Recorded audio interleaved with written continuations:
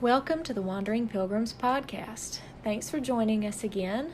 This will be our 4th episode on discussing the book The Pilgrim's Progress by John Bunyan. And I guess if you're looking for the other 3 episodes, go check them out. It basically talks about Christian / graceless at the beginning, how he ends up on his road to the celestial city, all the trials he goes through to get there. And last episode, he made it to the house or palace beautiful. And where we left him off was right before the valley of humiliation or humility, depending on the version. So I guess we can dive in. Okay. So, Valley of Humiliation. Yeah. Humility. Mm-hmm. Okay. So basically, in my head, I see him standing at like the top of a hill with the sisters or whatever. Yeah. And then just kind of falling into this place or rolling in. Yeah, it kind of rolls rolling down the hill. Yeah. But it took reading and listening to it probably the second time, because I did it one right after the other, because I'm like, Valley of Humiliation. Because the version I was reading called it the Valley of Humiliation, and I'm like, humiliation? He wasn't, I don't know, it wasn't about him. When I think humiliation, I think somebody's being humiliated. Yeah. But after listening to it, it was more about being humbled and finding humility than how we think of humiliation today. Or at least that's what I thought of it. Yeah, that's how it came off to me, yeah. Okay. So, I guess the big thing in that valley was that now that he's armed and armored up, he finally meets the principality. Of the city of destruction. Yeah. So you want to talk about a interesting visual, mental picture of spiritual warfare. Yeah. I don't know that I know of one better than that one. So he is met with Apollyon. And for anybody wondering where that word name comes from, it comes from Revelation, because I looked it up. But it was another term associated with Satan, the devil, or a leader thereof, depending on the source that I looked up about it. But he's kind of depicted and described as like a dragon. By the way, spoiler alert, just in case you haven't read it already. Yeah. Just Spoilers. saying. I'm really bad about saying spoiler alert, but there you go. He's kind of dragony. Dragon-esque. Not like a full-blown dragon. No, he's more like a chimera. Yeah, he's a little bit of everything. Yeah. Of different animals. Yeah. Which is interesting, because you have that in the Bible anyway. Yeah, if you get into spiritual beings and stuff like that, that would be cherubim. Yes. They look like all a kinds lot of different things. animals, but all at the same time. They have like 4 different animal heads and... Oh, yeah. Yeah. It's trippy. It's trippy trying to read some of when you're dealing with that. Those are books that I don't even know if I've ever gotten through all of those books because I never could wrap my head around the symbolism and what they were actually describing and seeing. They were always very hard for me to read. But that doesn't mean that I shouldn't try again and just try to not focus on that so much. But anyway, so Christian is met with Apollyon. Yep. He basically is so large that he straddles the path. Straddles the path, yeah. And he rules, as you said, the city of destruction. I am the king and god of that place. Quote. Yes. You've listened to this a lot. Yes, I have. So he was scaled like a fish. He had wings like a dragon. He had feet like a bear. And from his belly came fire and smoke. He had a mouth like a lion, but the belly full of fire and smoke to me was the most... Yeah, because it's not described as like... It's not an animal. Breathing fire like a dragon. Like the fire and smoke, it says, is coming... Yeah. Coming out of his belly. Yeah. Which is weird. Yeah, that's a whole different reference there. But as far as the mouth like a lion, the predator devil prowls like a lion to devour comes to mind. Yeah. I mean, there's a lot of lion symbolism in the Bible. You also have Christ and, Lion of Judah and things like that with majestic power versus just predatory nature. But, I mean, the mouth like a lion. And then I think last episode we talked about the other reference about devouring. Yeah. So that seemed to be pretty closely related in the story. But Apollyon, also researched, is Greek. Yep. Okay? The Hebrew translation, some people may be more familiar with, is Abaddon. Aha! And we watched Supernatural for several episodes, and I mean, it was supposed to be a demon, so I think it is appropriate. It's a better, because it could take on any form. Yeah. That was the name, and I don't know. They did the concept okay, actually. Yeah. For what the show was, but that's a whole nother side note. But it's called the Angel of the Abyss. And it literally means place of destruction in Hebrew.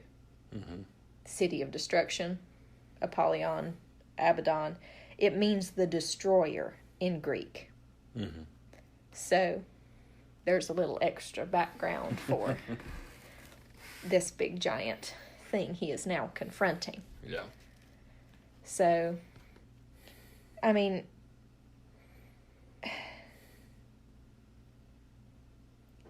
And we already talked about that it's sometimes used or considered another name for Satan. Or could be considered like an underling, lieutenant kind of person. But when Christian meets him on the road, now that we have pretty much all the background and description covered, I guess. Yeah. And there's a lot there. But when Christian meets him, I think meet's too nice of a term, but... Yeah, he just kind of flies up and blocks his path. Yeah. He begins to question Christian. Real quick, let me mention that in the version that I've been reading, when he sees Apollyon coming, he thinks about turning around and walking the other direction. Well, but then he goes, he thinks, well, I don't have any armor on my back, so like if I turn around and walk the other direction, he's like really easily gonna kill me. So he's like, I might as well just keep going forward. Yeah, because it's just there's no good safe. option. Yeah, there's no good option, right? So he goes forward and he meets him. Well, and you have this description of this massive, foreboding monster. Yeah. And you would expect the first thing that's going to happen is it's going to try to attack, tear him apart, all these things. But I also like mythology. So this next part kind of plays into the dragon lore a little bit of him questioning Christian. A lot of times dragons were portrayed, when they could talk, as being very good at beguiling men with their words. Yes, they were very good at convincing men of things with their words. So I found that very interesting when they compared the wings to a dragon and not to an eagle or something particularly a dragon. So, but he begins questioning Christian. And he tries to promise him things. It'll be okay. It'll be better if you go back. Why are you here? Why have you left?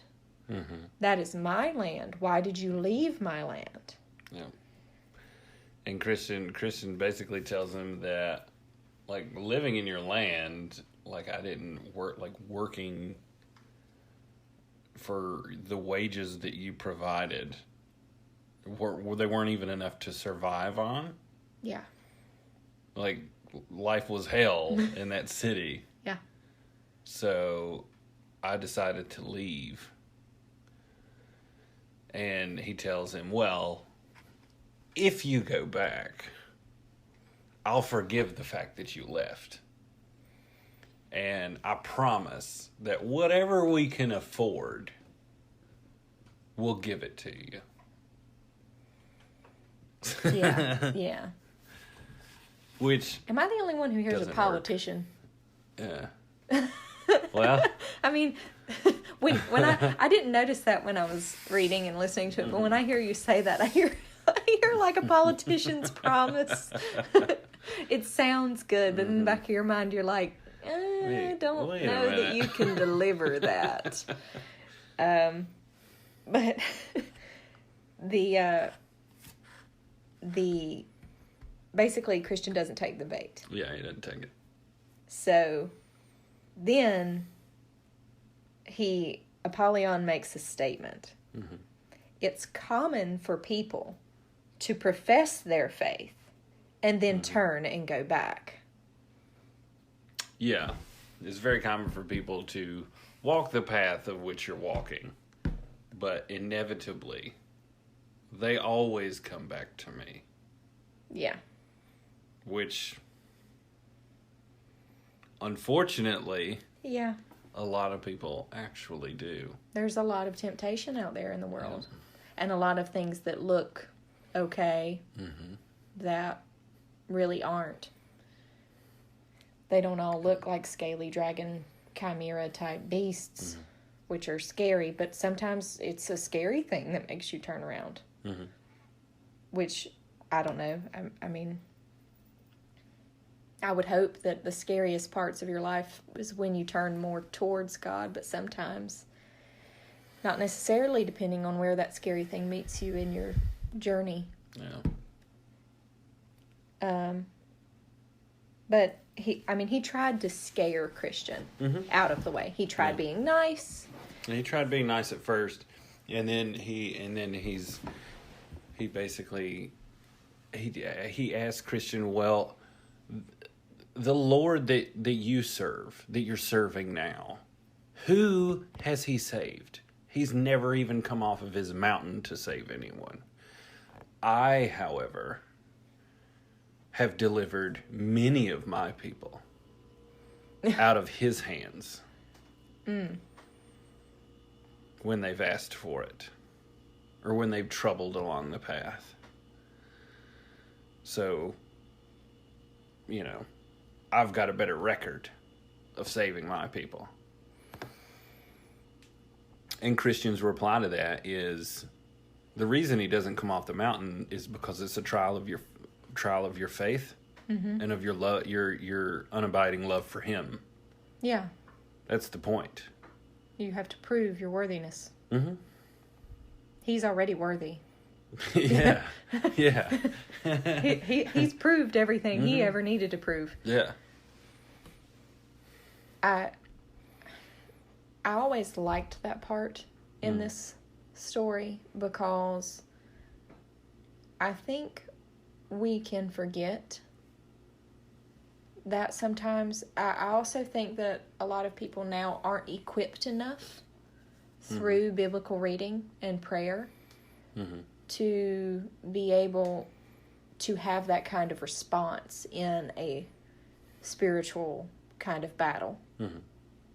We as humans, we always look for the easy way out. Yeah. So if you're not really rooted in your faith, in your reading practices, in your prayer life, it's going to be very easy for you to be swayed. You're not going to know what to say to something like that. Just as Christian did. Christian had been armed.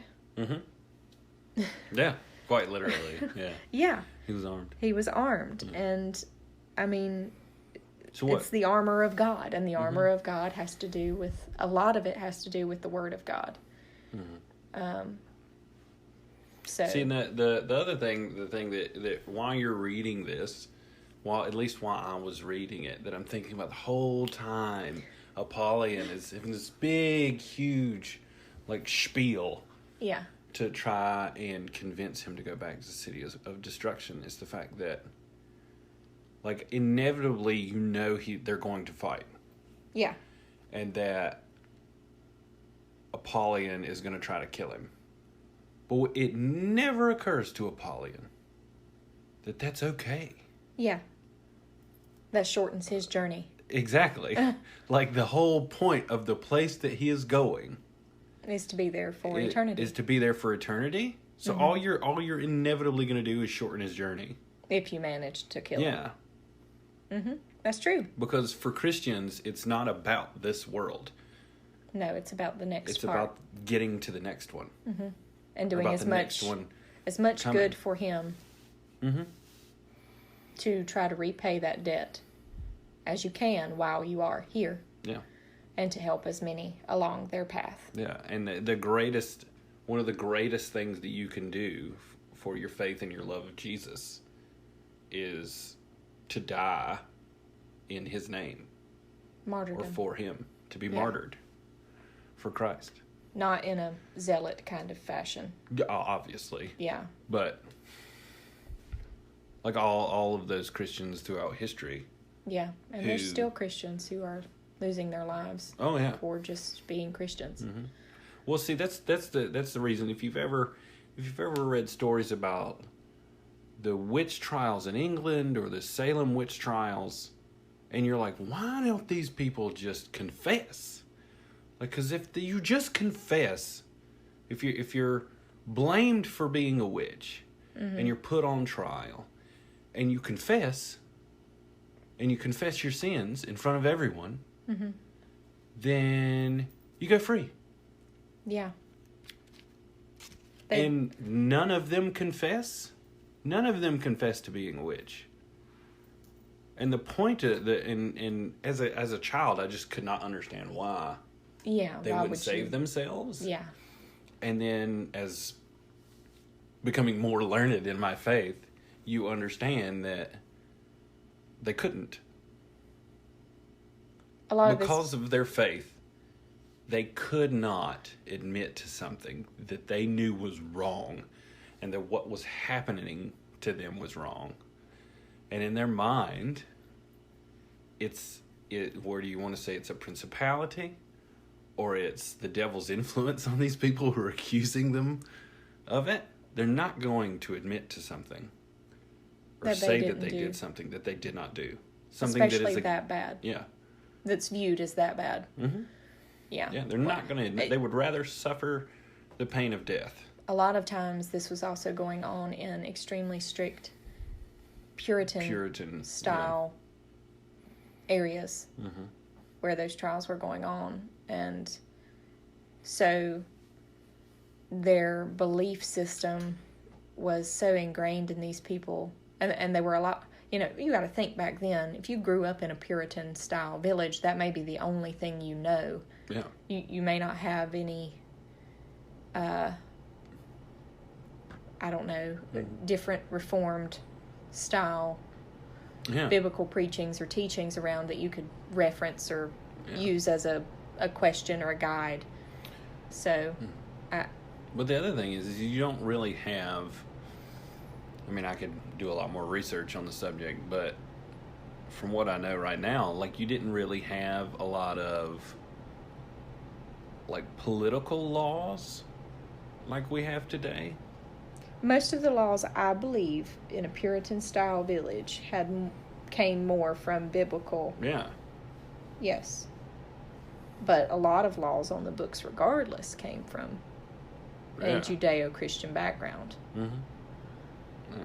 It's just Like when it got larger into a country style versus a town, you had to be more accommodating for everyone's beliefs. If you, at least here, you had to consider everyone's beliefs and try to find the middle ground to doing what was right, but maybe not so harshly as maybe you have more of a strict mindset versus this one who had a little softer mindset. And I don't know. I think our founders did the best that they could with what they had. They did a well enough job in writing the Constitution that, one, we've been able to add to it. Yeah. Been able to add to the Bill of Rights. And two, it is the oldest governing constitution, as far as I know, in the world. There have been younger ones. Yeah. There have been older ones, but they haven't lasted. Yeah. Well, I mean, but did you know, side note, we're talking about political and government things. Mm-hmm. Teddy Roosevelt was quite a fan of Pilgrim's Progress. just saying. He's my favorite, so got to throw that in there. I actually just finished a biography on Teddy Roosevelt with our little one. She listened quietly, so I guess I'm going to take that as she was okay with it. But, yeah. So, let's circle back to what actually was happening. Yeah. So, he was trying to scare Christian. Mm-hmm. And while he was trying to scare Christian, then he starts trying to remind him of his sins and to guilt him and make him feel unworthy and shame him for his past. And Christian, again, doesn't take the bait. He's like, I've been forgiven. Mm-hmm. I know what I did in the past, and now I know that it was wrong. Mm-hmm. I'm not going back to how I was. I've been redeemed. Well, Apollyon even goes so far as to say that when you speak now and when you speak later about the goodness that you do, deep down inside, it's in vainglory. Mm. You feel vainglory for it. Pride. Yeah. You're proud of what you've done. And your accomplishments, and you will be proud of your accomplishments and what you've done.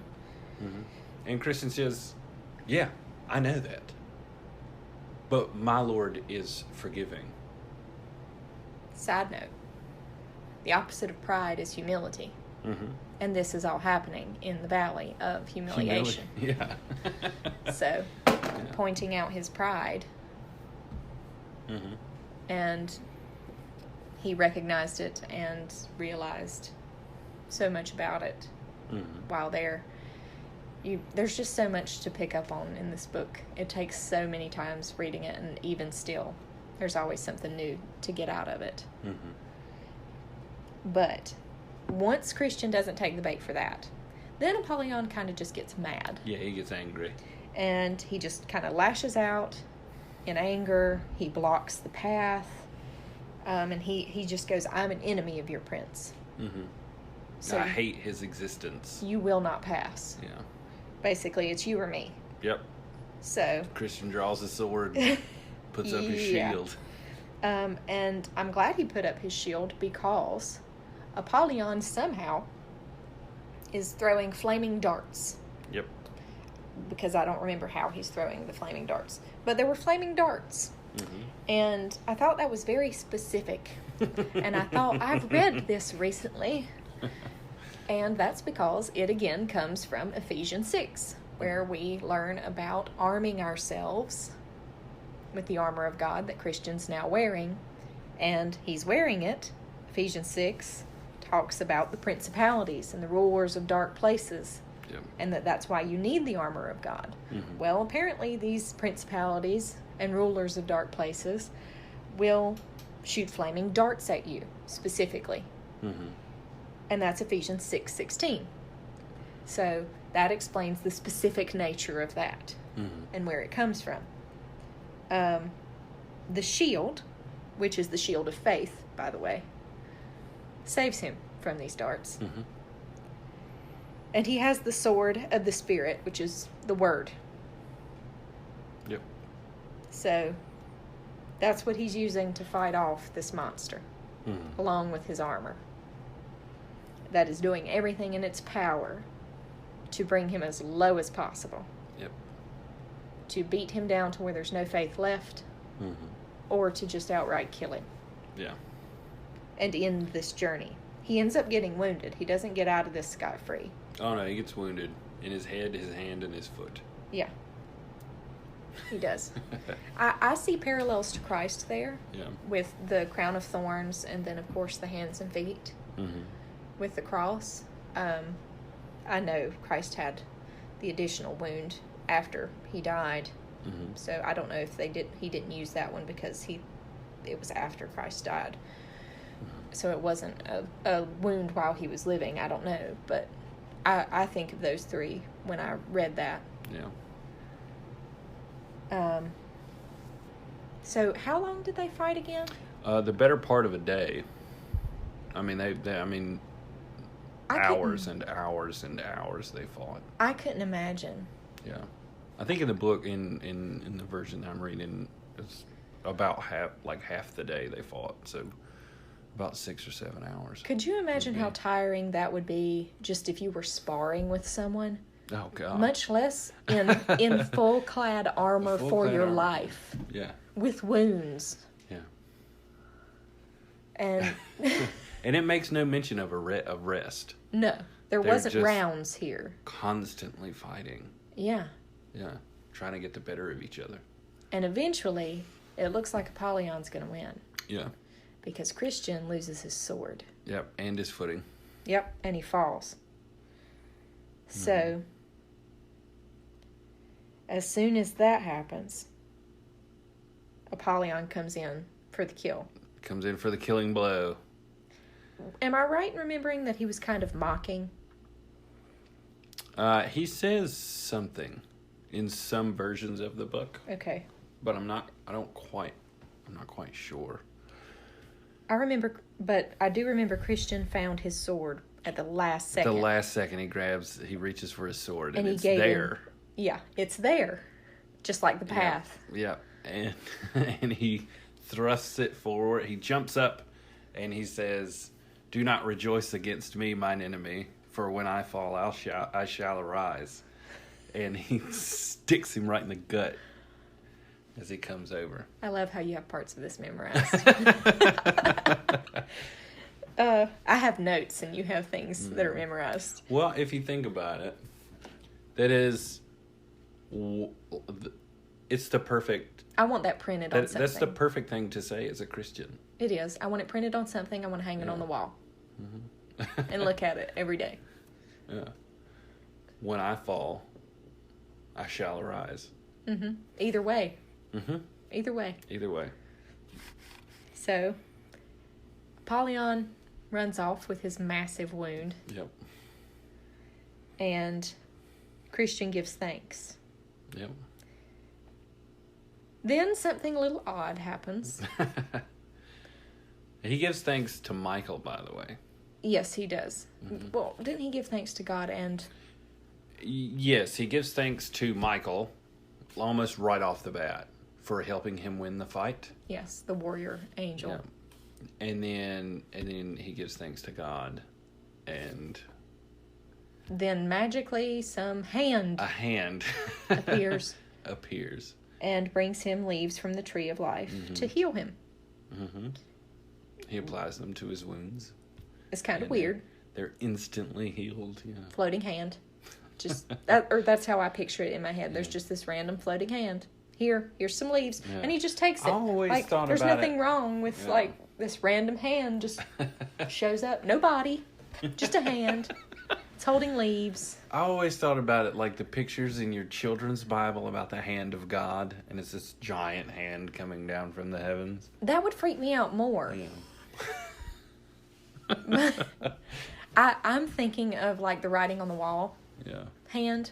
Mm-hmm. Because that happened. It was a hand and it just wrote on the wall. Yeah. Yeah. I think of that biblical story, and I always thought, I'm like, that's weird. Yeah. Well, how did that not like instantly... Well, the way it's written, you expect that someone is attached to it.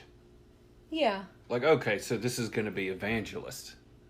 Yeah, some help has come. Yeah. Some help is there. And it doesn't... It's literally a helping hand. It's a helping... Yeah, it doesn't mention whose hand... Nope. It belongs to. Or like a celestial style person, some shining one or something. Like, it's just going to happen to be there. Yeah, it's just a hand. Just a celestial hand. So if anybody knows any meaning or reference or whatever about that, I couldn't find one. I don't know what it is, so please let us know. Because that one just kind of, maybe I haven't read it enough. Maybe I got to read it a couple more times. And then I'll figure out what the hand with the leaves is. I would assume that it is the hand of God. Yes. Still odd that it's random disembodied hand. Seeing as the hand has access to pluck leaves from the tree of life. Yes. Which is in Eden. But you'd still think that a shining one or celestial style thing from another part of the book. I think that's the weirdest part to me. Is like everything has been a person that even if they aren't named, it's a shining one or like a celestial or angel or something. They may do nothing more than just give him clothing like they did. Yeah, the shining ones, But here it's not that, it's just a hand. Just a hand. But then, like, he sees this hand and doesn't glow. Huh? Like if you like Moses. Doesn't. What? Moses glowed. After he saw God's back. Okay, I get your point now. Was it his back? Yes, I think so. I'm pretty sure it was his back. Yeah, Moses was glowing when he came down the mountain from being in the presence of God. Yeah. And then he broke them when he had to go back. Maybe he just left it out. I don't know. I don't recognize the reference there other than maybe you're right. Maybe it's just supposed to be the hand of God. Yeah. I don't know. But anyway, I think we spent enough time on my confusion with the hand. But so he's made it through the valley of humiliation, humility, humbling, being brought to your lowest. Oh, and he still has his sword out. I wouldn't put it up. He still has his sword out. He's Would ready you? to go he's ready for Apollyon to come back. Well, the other thing is like he's going from one valley into another. Oh yeah. And this one is scarier. I mean, it may be scarier than Apollyon. Yeah. Just because Apollyon, although he's daunting and huge and this massive obstacle, you can see him. You can see him. Because the next step is into the valley of the shadow of death. That sounds like a chipper place. Mm-hmm. Such a lovely place to visit, doesn't it sound? Mm-hmm. But before he ends up in there, he meets two men who are running and screaming and scared to death. Mm-hmm. So, and they're like, "We're not going in there. Mm-hmm. You don't need to go in there. We're not going in there." Yeah. Like there are all these things screaming, and they're trying to attack you. Well, he's like, "What are you running from?" Yeah, because he doesn't know that that's the valley of the shadow of death. Yeah. And he's like, "What are you running from?" And they're like, "We were going the way that you're going, but then we saw where the path was headed, and we were like, so we're going the other way, because that is like super scary." And he's like, "But what did you see?" Yeah. And they he has to ask them a couple of times before they actually tell him. Yeah. Because they're so freaked out. Yeah. Yeah. Yeah. And there's several things playing here with the Valley of the Shadow of Death. It's pitch black at parts. Mm-hmm. And the path full of monsters. The path really narrows. Yes, there is a bog on the left. To a couple of feet. Yeah. So pitch black, full of monsters and scary noises. Mm-hmm. So pretty much chaos. Mm-hmm. And then tiny, tiny path that you have to stay on in the pitch black, in the place full of monsters with the scary noises. Yep. A ditch on one side. On the right. Where blind have led the blind to certain death. Yep. Interesting. And then there's a bog on the left. Yep. It's bottomless, they say. And David fell in it once, but God helped him out. Yep. So I love these two little tidbits associated with either side of the road. That David fell in and God helped him out. So that means that in the valley of the shadow of death, you can still call on God and he can still help you. Yea, though I walk. And then, what do you take from blind have led the blind to certain death? There's so much you can read into that. I know. There's a lot. So many people Thought they knew where they were going. If even if you narrow the number of people down to people who proclaimed to be Christian, never read scripture, had no idea where they were going or how to get there, and then yet still convinced people to follow them. Yeah. Blind leading the blind because the people following them weren't reading to check up on the person leading them. Yeah. That's kind of where I was at with it. Yeah. People that were selective about their reading of scripture but they were a very convincing persona. False prophet kind of thing was kind of what I got out of that part. But you have the false prophets who lead the blind and are blind into the ditch and certain death. Yeah. On the one side of this road, in the valley of the shadow of death. On the other side, you have this bog that's bottomless. And yet there's this ray of hope said with this side, where David fell in it and God helped him out. Yep. So, you have these two comparisons on either side of the path in the valley of the shadow of death. That the one who weren't of God and were leading people astray, didn't know to call on God, fell in on the side of the path to certain death. Yep. Meanwhile, one person fell into the bottomless bog, and he knew to call on God, and God saved him from the valley of the shadow of death. Side note, when I read this about the bog, I see a Lord of the Rings thing here. Of course you would. But hey, I don't know. I mean, this was a very influential book. So I totally see C.S. Lewis and Tolkien having read this and being inspired by it. Oh, for sure. I would bet on the fact journey, that they read it. Yeah. You know, journey. Yeah. Lord of the Rings was like 3 books of a journey. Yeah. Hobbit was a journey. They're all journeys. Yeah. And there's a bog that you couldn't get out of. But, sorry. Off of my nerd. We'll get there. Yes, I know. We'll get there. I know. So, now, it was apparently very hard to stay out of the ditch. Yeah. And out of the bog. But he's making his way. Then all of a sudden, out of this pitch black darkness with the scary noises and the full of monsters place, he sees what looks like the mouth of hell. Yeah. Burning. Screaming. Tons of scary noises and scary things, basically, right? So,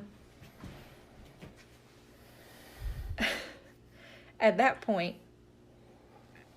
he puts his sword up. Right around then. And you're kind of like, or at least I was, I'm like, why in the world would you put your sword up? But then he prays. Yep, he uses another weapon. He uses another weapon. All prayer. All prayer. And that's so telling to me. One weapon for us is prayer. The other weapon is the sword based in the Word. Those are our weapons. Our faith shields us. And other things from our faith and learning can protect us. But our weapons are prayer and the Word. Yep. And that's another reason that I love this story so much. Because when you're reading in Ephesians. Yeah. And you're reading about all of these things that we're seeing right now, a lot of the symbolism. You don't quite... you can't quite apply it to yourself personally. Mm-hmm.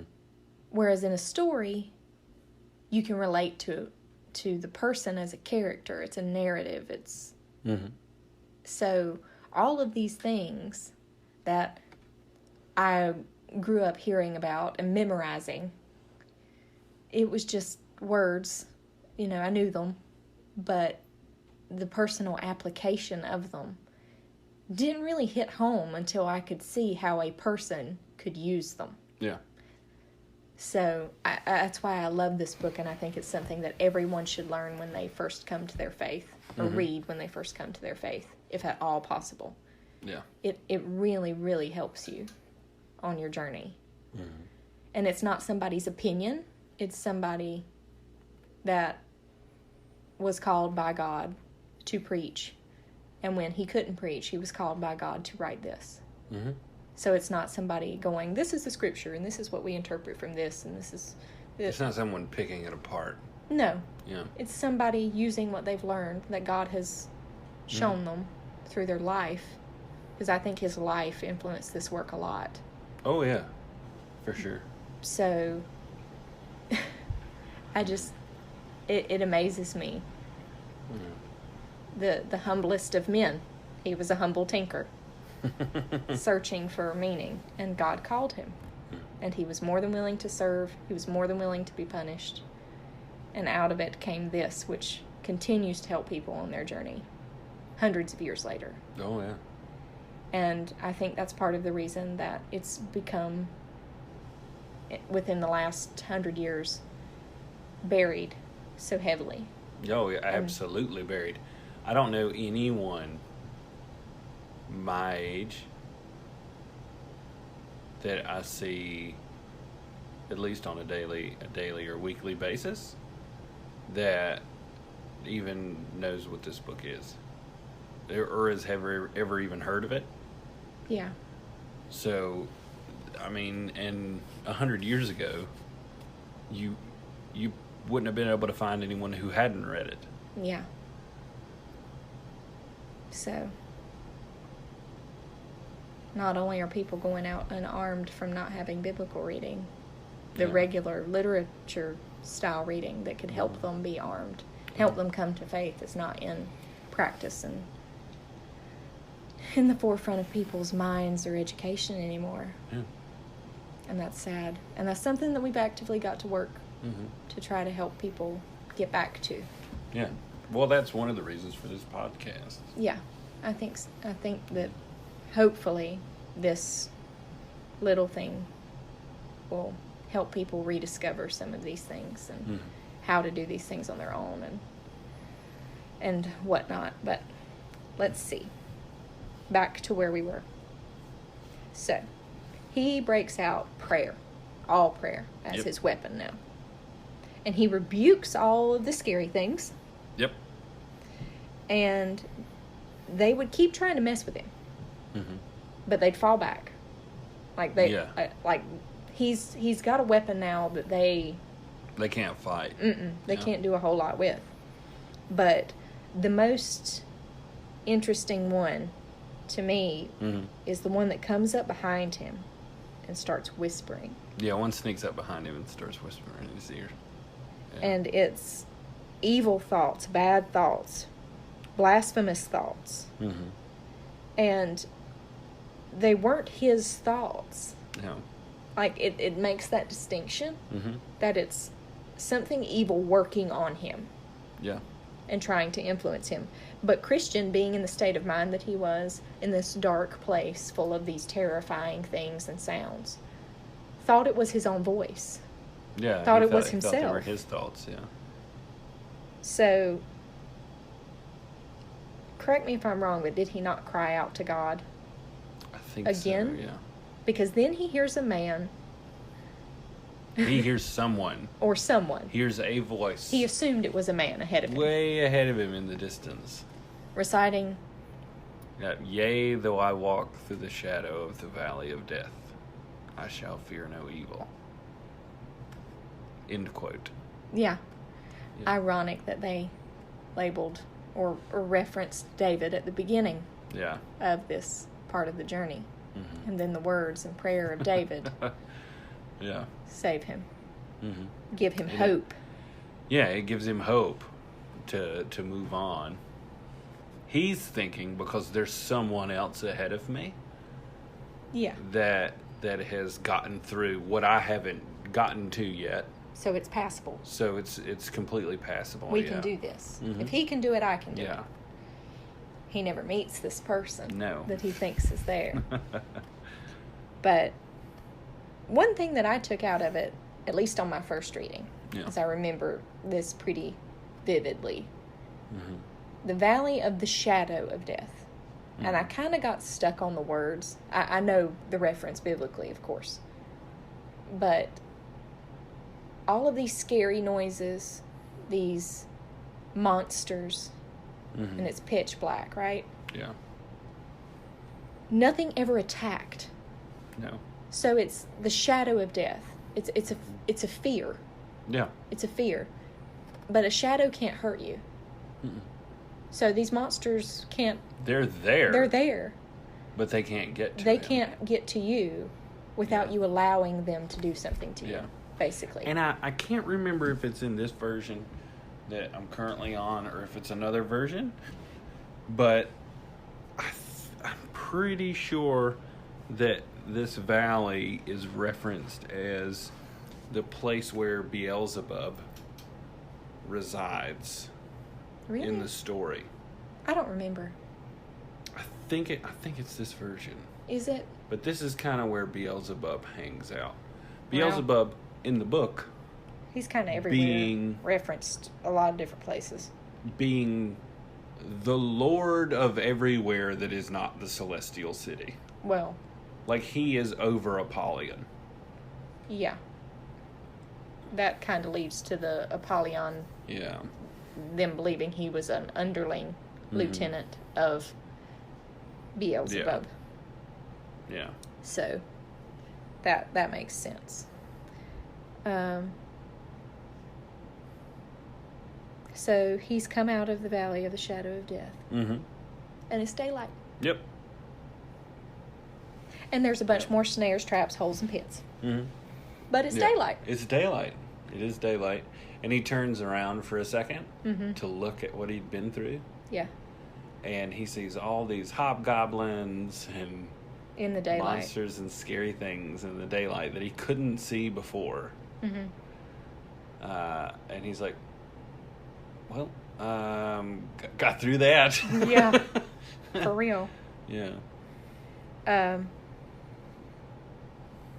I had the question when this happened, because it wasn't long after him hearing the man. Yeah.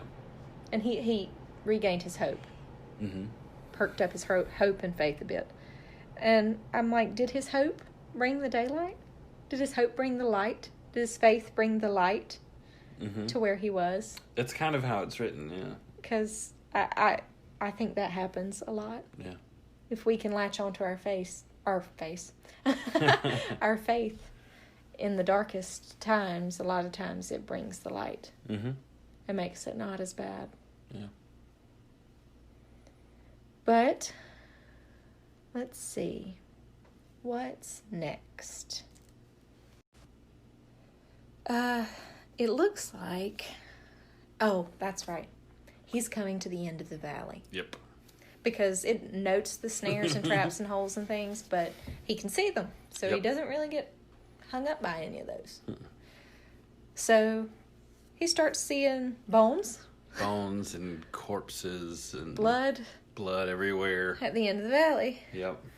Well, that's because there's caves with giants. Yep. At the end of the valley.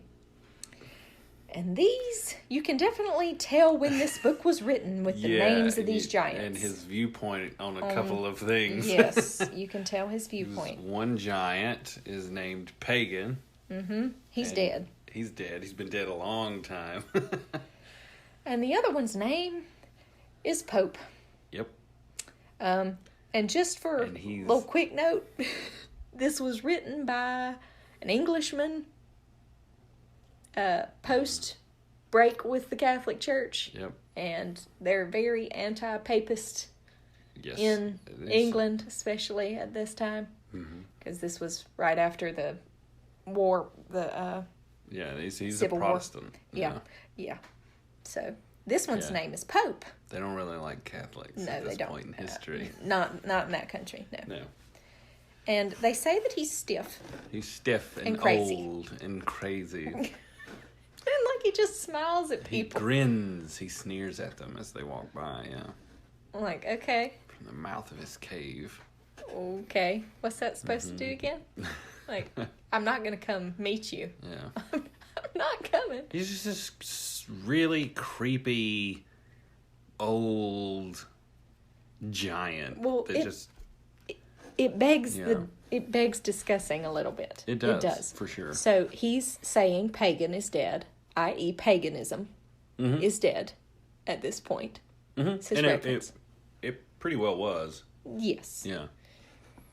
But he references Pope and says he's old, stiff, and crazy.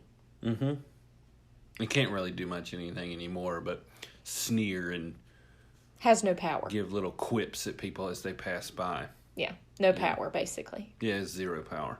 And at the that time... he used to. He was a giant in his day. And Pagan was a giant in his day. And then he died. Yeah. And then this one's pretty close. Yeah. He's getting there. But... Yeah. This part is not in every version. No, that part is not in every version. Definitely gives you an and insight. And you can probably figure out why it's not in every version. Yeah. I think that's a good assumption there. But he kind of he looks at Pope as he walks by, and he's like, oh, it's kind of a sad giant. Yeah. And as he's walking by, the giant, who's sneering and, like, grinning at him the whole time, basically says something on the version of, none of you will not find salvation until more of you burn. Well, he's a pleasant person. Yeah. So, but you have to think, this is not long after. This is, as far as history is concerned, this is not long after. They were burning everybody there for a while. The Catholic Church burned a lot of people. Yes, and then the Protestants burned a lot of people, a lot of Catholics. Yeah. And then, especially in England, because you had the back and forth there for a while of what religion they were. And you have the before that you had the Spanish Inquisition, where the Catholics are torturing people. Oh yeah. Like I get the reference, but man, I mean that one was way more easy to recognize than even some of the other ones that are just blatant. For sure.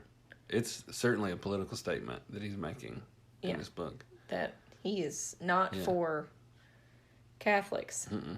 No, and Catholicism. At the time, Catholics had no power in England. No, you didn't want to be a Catholic in England. The Pope had zero reach, zero power in England. Yeah. Well, his reach was getting, I say his, but the office's reach was getting smaller and smaller.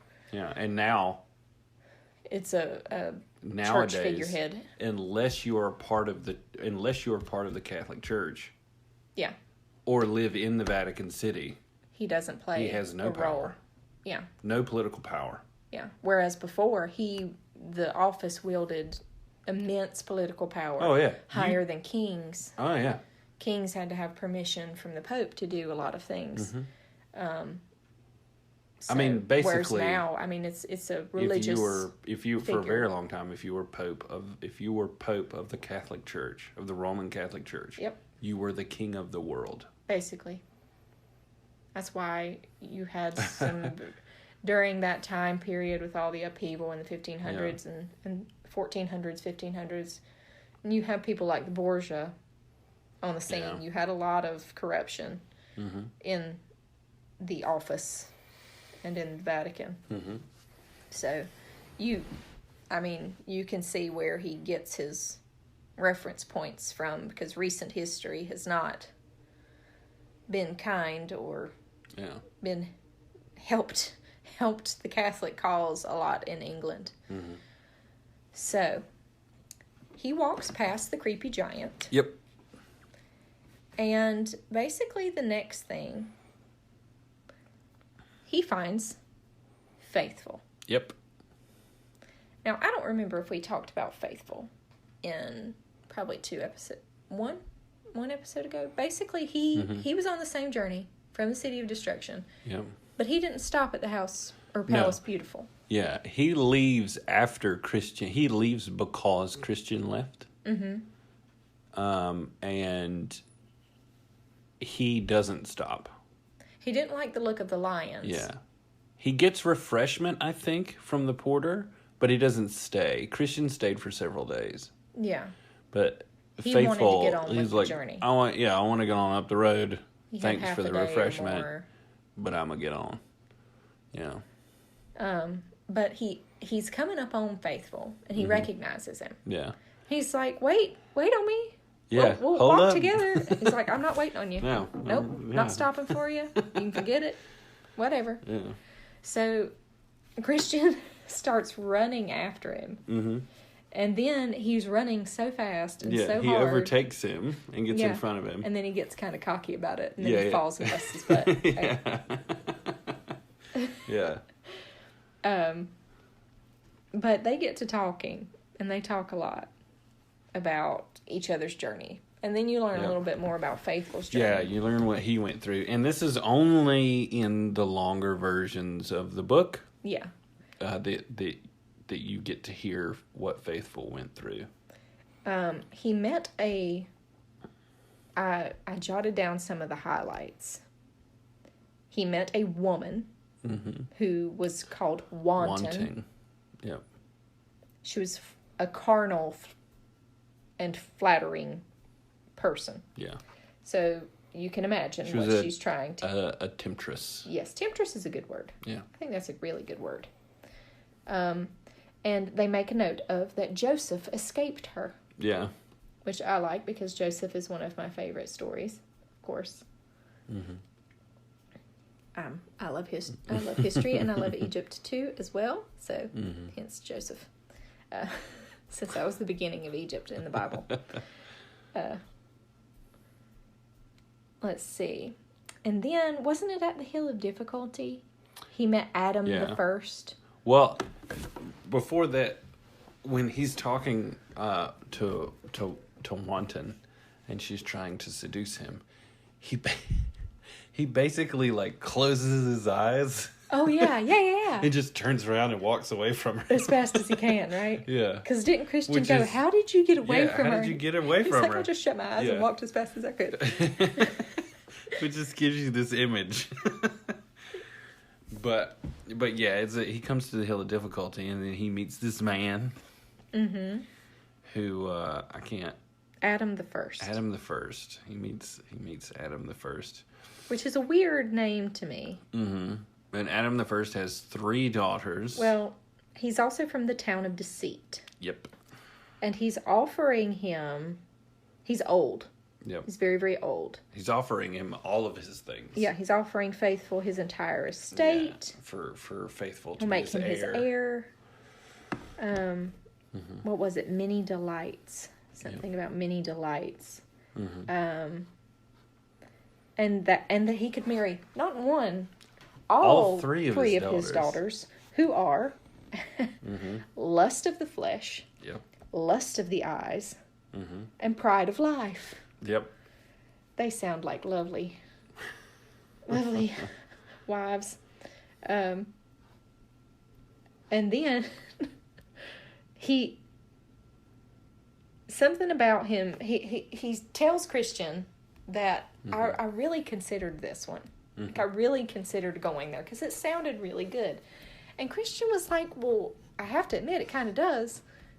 What got you away from him? Why did you not? He goes, well, the longer I looked at the man, Mm-hmm. the more I noticed He had something written he on had his something forehead. written on his forehead that said, "Put off the old man with his deeds." Mm-hmm. Right? With his deeds? Was that I think so. right? Yeah. I'm like, Yeah, and he becomes convinced while this man is chattering to him. yeah. He becomes convinced that if he goes with this man, the man is going to sell him as a slave. That would be interesting. Mm-hmm. Also interesting that happens not long after he was talking about Joseph getting away from the wanton woman because Joseph had been sold into slavery. Mm-hmm. Interesting parallel there. But he does get away from the man. He does. And the man threatens him. He says, I will send someone after you for walking away from me. Mm-hmm.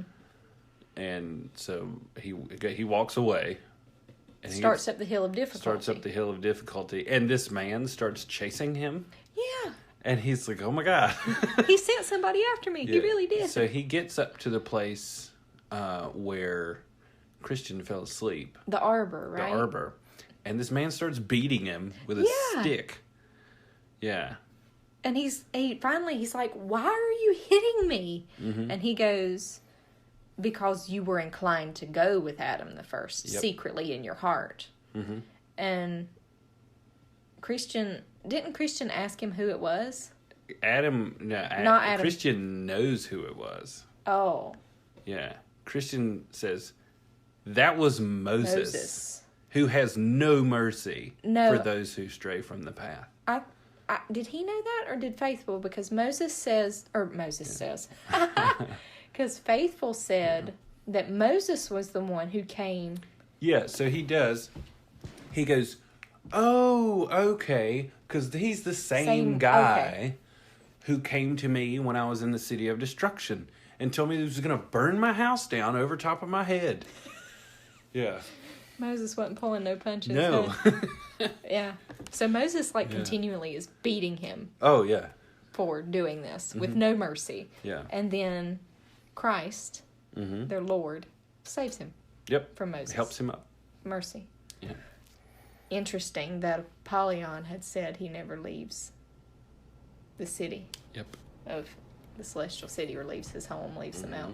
And yet there he is. There he is. Not long after helping Faithful. Mm-hmm. Yep.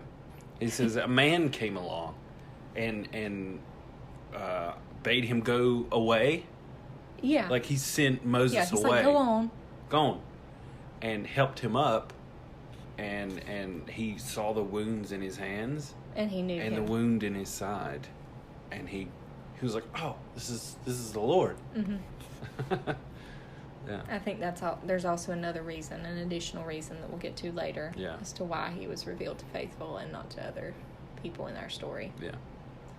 But I believe the last thing that Faithful and Christian talk about that was on Faithful's journey was shame.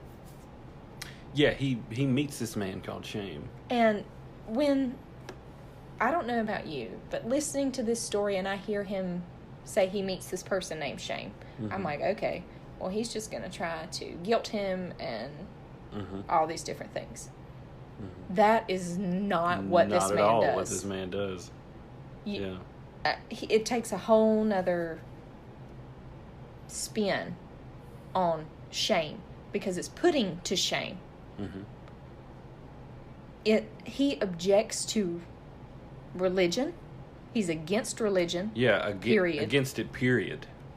Yeah. And that science and world knowledge is what is needed. Yeah. And that a tender heart is for the weak and foolhardy. Yes. Yeah. Does that sound like the world now to anyone else? And yet he's writing about it hundreds of years ago. Yeah. So it was already there, festering then. Because I'm listening to this and I'm like, I'm just shocked because I hear he's named Shame. Okay, he's going to be this particular kind of character. And it's totally different. And I don't know, how do you take shame, the word shame, relating to what he's about. To the character. So, I know people right now that detest the idea of God and detest the idea of following a religious faith or doctrine that has rules of how you should live your life and things like that. Mm-hmm. Specifically because they have shame for something that they've done.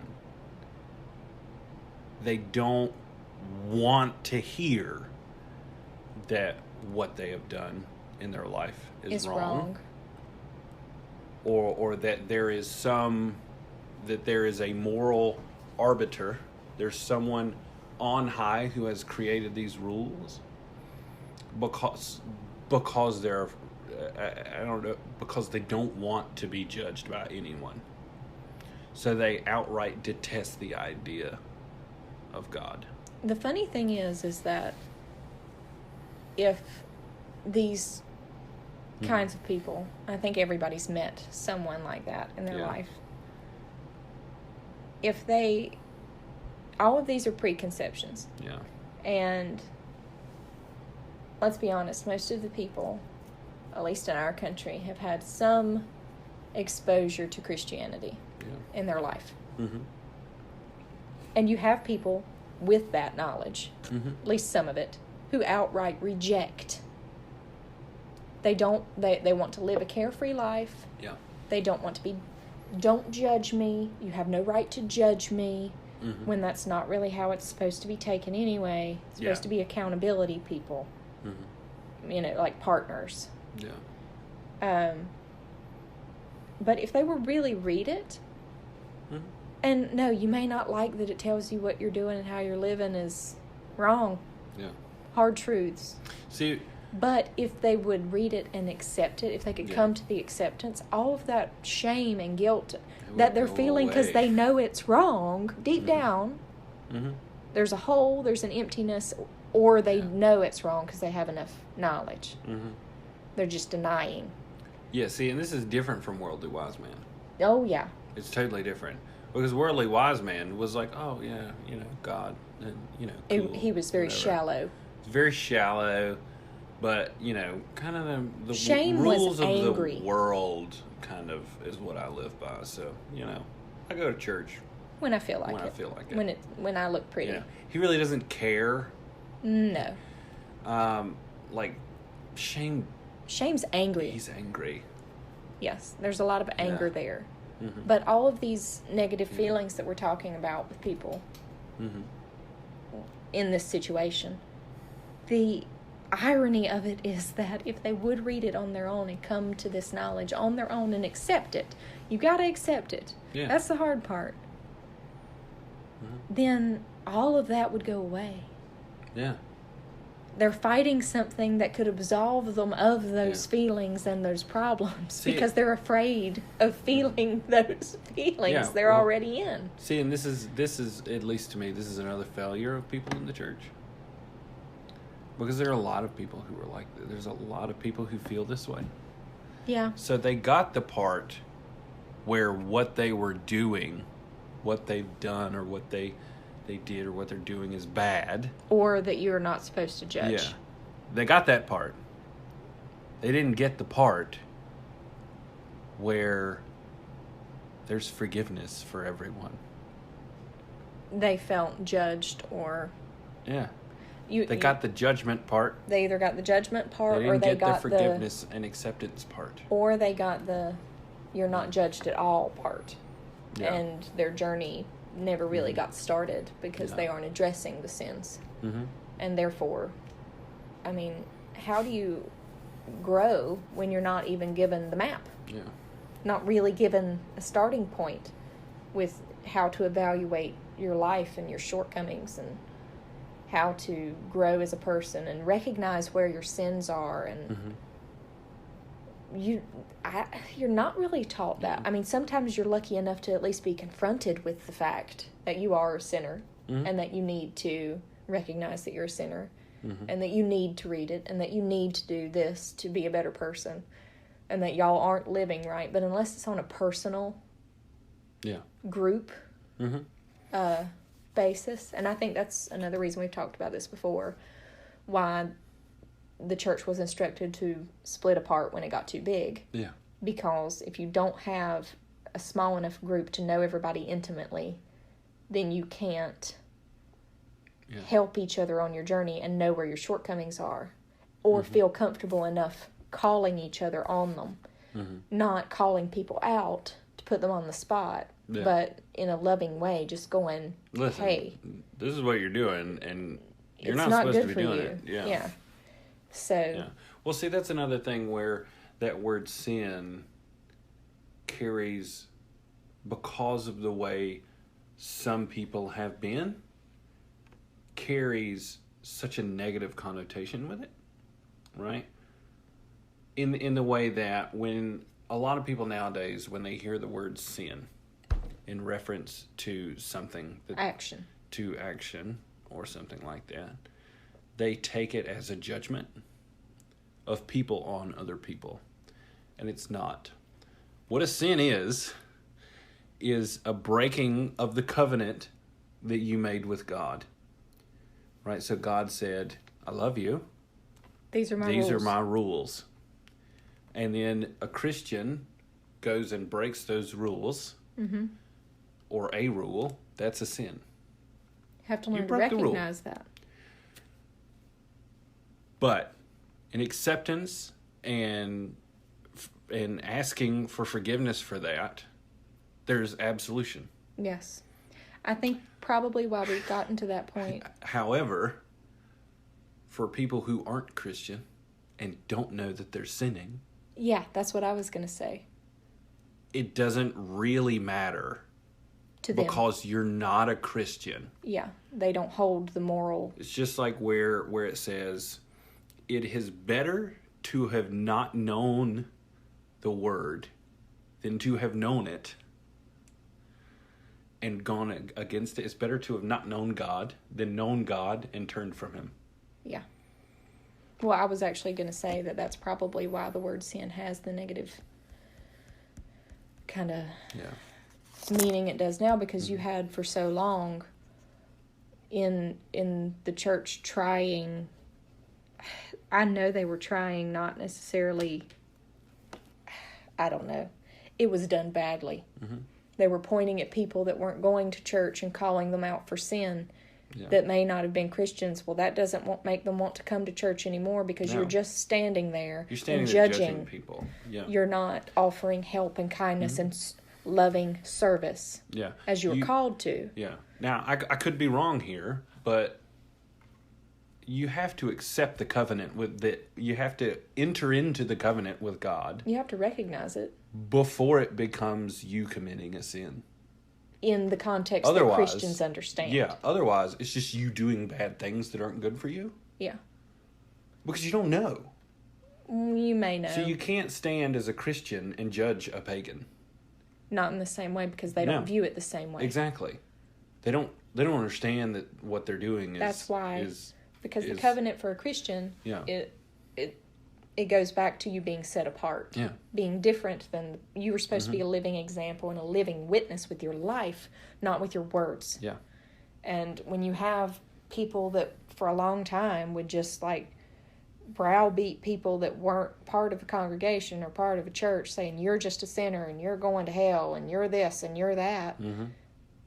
There was no offering of anything. Yeah. Why would you want to be around a person like that? Yeah. And then if you happen to go to their church, more than likely, if somebody did a particular sin, they were browbeaten for doing the particular sin. Yeah. Instead of being lovingly, not called on it, but lovingly discuss what happened to this person and going, you know that what you did was wrong, right? Yeah. If you don't, this is why. We still love you. You should ask for forgiveness. We will help you be better. Yeah. So, but all anyone who's not Christian sees is a bunch of people who are judging everyone else by their own standard. And mad, yes, by their own standard. Yeah. You can't get the person in there to change their standards to be a Christian with a different moral code. Yeah. If you do that. But at the same time, our generation doesn't want to go to church because they're not offering anything of substance a lot of the time. All they're offering is niceties, and they're offering... worldly things. I mean, we were talking about kids' programs earlier about the fact that why is it that all the kids' programs basically look like some version of public schools class? That's nothing really different than school for the kids, except it's on Sunday and it has a God bend. A lot of them, it's not any different. And the churches have just started adding coffee and lax dress code. Yeah. Okay, what is that doing? I appreciate the coffee, But that's not why I'm there. It shouldn't be. It shouldn't be. Free coffee. I mean, but the church has started emulating more to try to bring people in. Yeah. Instead of being set apart, which is what makes people crave it. Yeah. Be different. Yeah. Have rules. Have standards. Man, Jim is like a totally different guy. Like, he's constantly doing stuff for everyone else. Yeah, and he's super nice. I'd like to point this out. Yeah, he's like totally different from everyone else here. People notice when a person has a change and starts doing for others and being a nice person. Yeah. And it makes them want to know why. Yeah. People also notice when a person basically falls off the deep end and just starts doing church things. Yeah. And inviting you to church things. And then you go to the church things and you're afraid. And then you leave and you're still afraid. And you don't go back and you avoid that person for a week or so. Because they're involved in their church. They're not involved in their faith. Yeah. Because they haven't grown as a person. All they've done is just tried to fill up that hole with church. Whereas before they recognize that they were doing bad things. Yeah. Okay, well, now I want to not do bad things. So how do I fix that? Okay, let's fill up my time with good things. If I fill up my time with, say, church things or volunteer things, that's it. That's, Yeah. It reminds me of Martha and Mary. Martha was busy washing dishes and fixing supper and everything, and Mary was sitting there at the feet of Jesus. Yeah. And she finally got mad, and she's like, "Can you not tell her to help me?" And he's like, "She's doing way more right now, and she's where she's supposed to be, being at my feet, learning how to be a better person than any supper that's going to get cooked." Yeah. And I think that's another failure. We're too consumed with projects and looking nice and looking good, like good people. Yeah. And that's definitely a pitfall that we have to be aware of. But, I mean, all these things go back to the person, shame, in this book. Yeah. And I never would have thought I would have gotten all of, that he would be related to all of these different things that go on now. There's so many things in this book that, especially if you've been listening to this podcast, will send you off down a rabbit hole somewhere. For real, right? But, so, that's Faithful's story. So now Christian and Faithful are walking along. Yeah. And they happen upon this person. Now, I said before that Worldly Wise Man was, I don't want to say favorite, but I don't know what other term to use. Worldly Wise Man ranks. He's a standout character. As one of the main ones for me. Yeah. But this one is by far probably the number one. The biggest standout character for me. They meet this man. Yeah. Should we say his name now or should we say his name later? Let's hold it off for a minute. All right. He is a super nice man. Yeah, super nice. Relatively nicely dressed. Walking along. And they greet him. He's learned. Yes. He's very learned. He knows a lot. Yeah. He talks very well. He says a lot. Yep. Talks a lot. And loves to do it. Yes. He has a lot of nice, shallow words for people. Yep. He sounds intelligent. He sounds like he knows what he's talking about. Yeah. Saying Faithful, walks up and begins to conversate with him.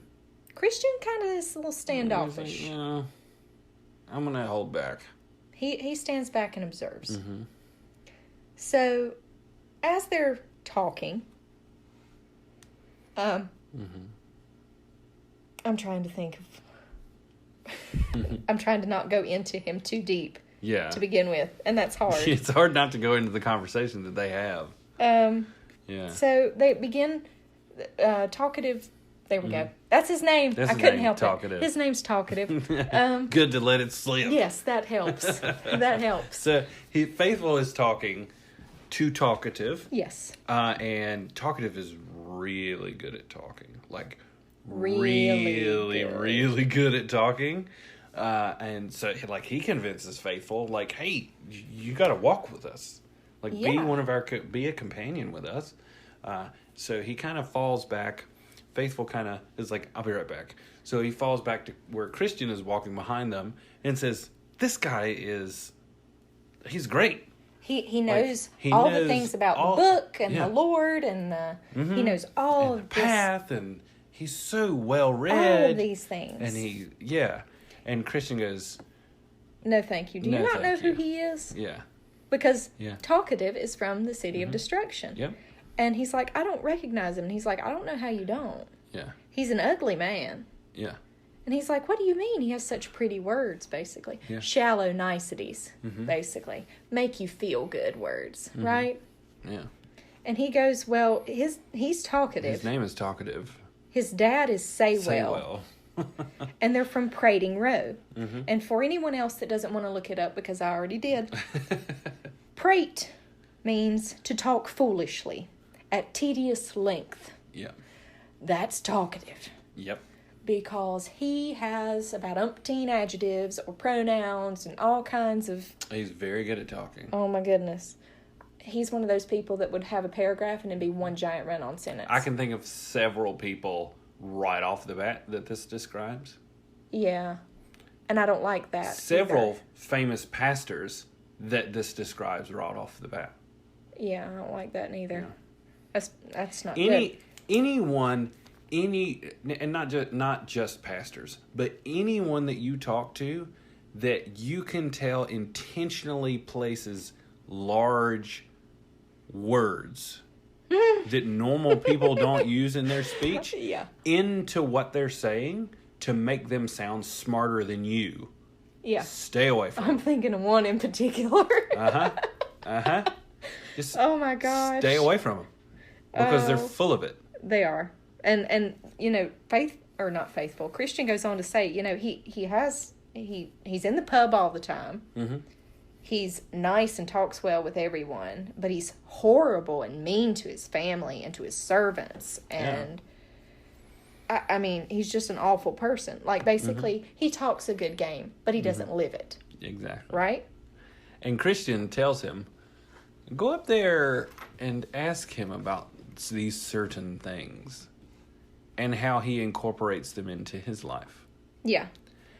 And so he does. Faithful walks back up to Talkative, and they have, if you read the long version, a very lengthy conversation. But I think it's one that most people need to hear. I would certainly either listen to it or read it. It gives you good information and a good way to help you suss out who is talkative versus truly living it. Yeah. But as far as talkative, that kind of person goes, they can beguile people who don't have knowledge because of how they talk. Yep. Which is another reason that we are as adamant about reading the Bible on your own, not just devotionals or just study Bibles or anything. Read it. Mm-hmm. It is God's truth. You may not like it all the time. It may point out things that you don't like about yourself. But it's God's truth. And if it does, then it's something to work on. Mm-hmm. We have had those conversations. And anything in the Bible that you pick up on as something that you're doing and you don't need to be doing, like, you need to understand is that, like, it is purely out of love for you. And your life will be better. That these things are pointed out. You're only, if you recognize them and change that about yourself, you're only going to further yourself along the path. Yeah. And become a better person than you were yesterday. Yeah. Well, I did like that I think it was Christian who incorporated the proverb, say and do not. Yeah.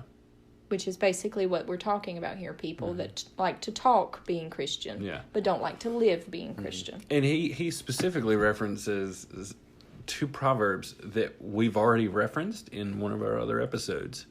He says, talkative is as the proverb, a dog returns to its vomit. I really don't like that one. And a pig returns to the mud. Yeah. After having a bath, a pig returns to the mire.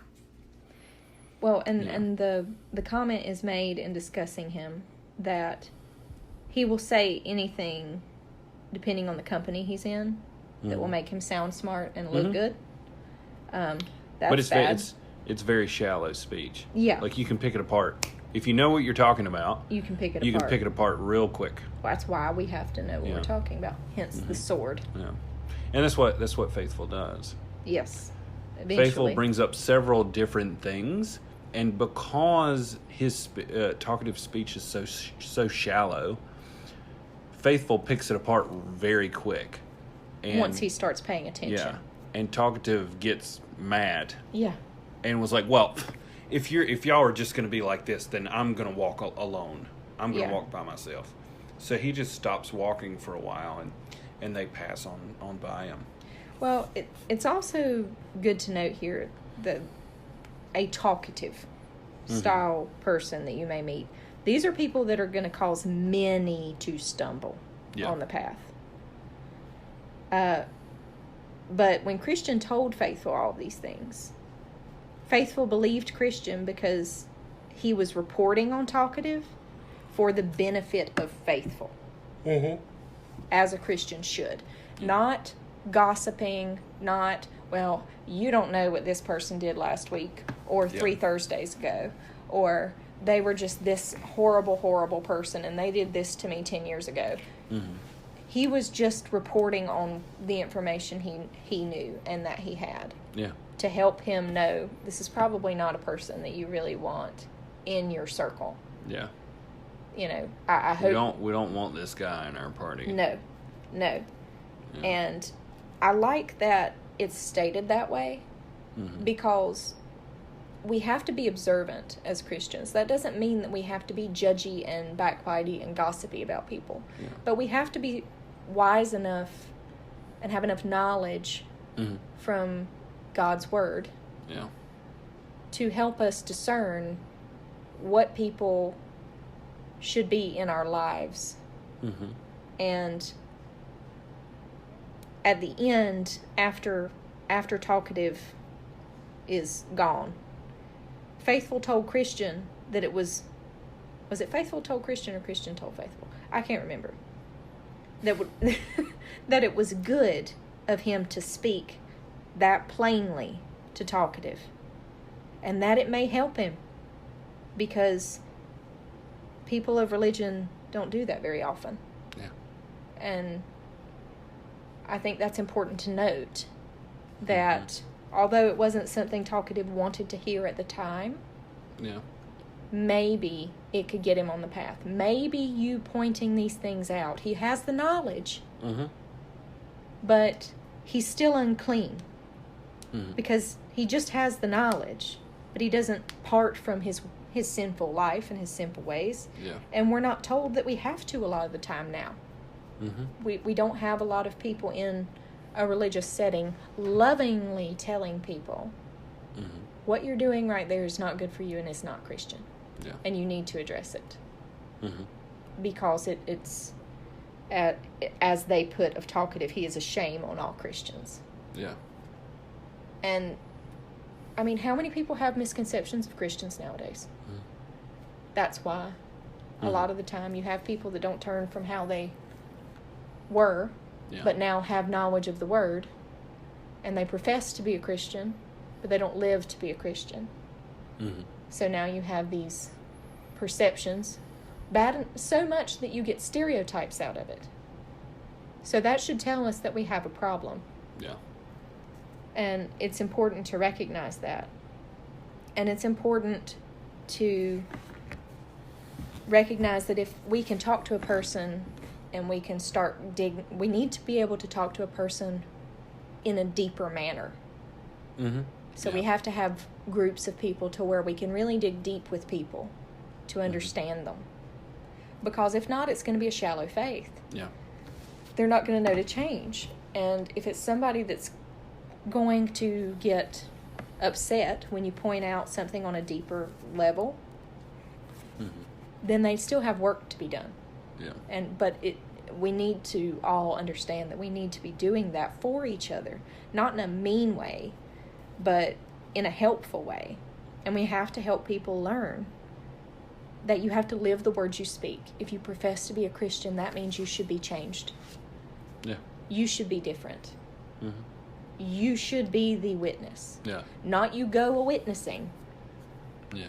Your life and how you live should be the witness to where people come to you and ask, why are you the way that you are? Yeah. And that's part of why I love this book. Yeah. But, I mean, that's the end of the talkative discussion and everything. Do you have any to add for Mr. Talkative? Not really. I think we've covered him pretty well.